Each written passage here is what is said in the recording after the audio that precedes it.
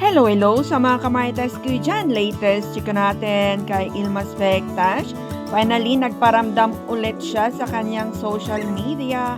At eto nga ang kanyang binahagi for Mother's Day special at wishes niya para sa kanyang anak na si Loreen na kamakailan lang ay nag-graduate na siya for college.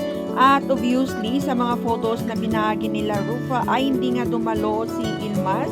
Maybe may dahilan at kaya eto, nag-post siya and may mga pa-edit-edit pa yan na throwback photos nila ni Loreen bilang pagbati nga sa kanyang anak. Maybe may usapan na sila, maybe may mga tawag at eto nga, sabi nga niya, sometimes you can't fly beside your daughter, but simply watching her spread her wings toward the sky is worth the whole world. OMG!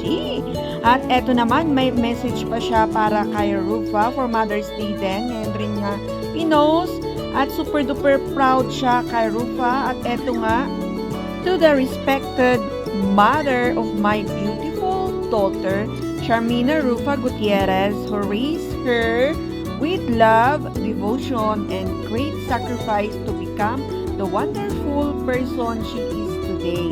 I sincerely thank you for everything and carry endless gratitude in my heart. Ilmas Vectash, OMG. O, diba?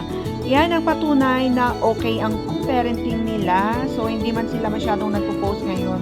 Siyempre, nagtatawagan niya, nagtitext-text, PM, at eto pa, nagpost pa siya ng mga throwback photos nila nung kinasal sila. So, yeah, keep on watching till the end. It's raining outside, each day you're not here.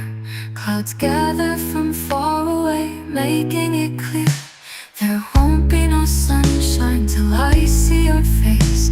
I'm trying to push through the ache.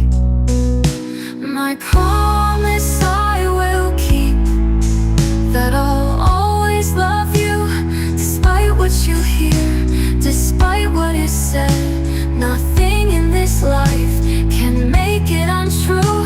I'll never let go the love I have for you, my daughter.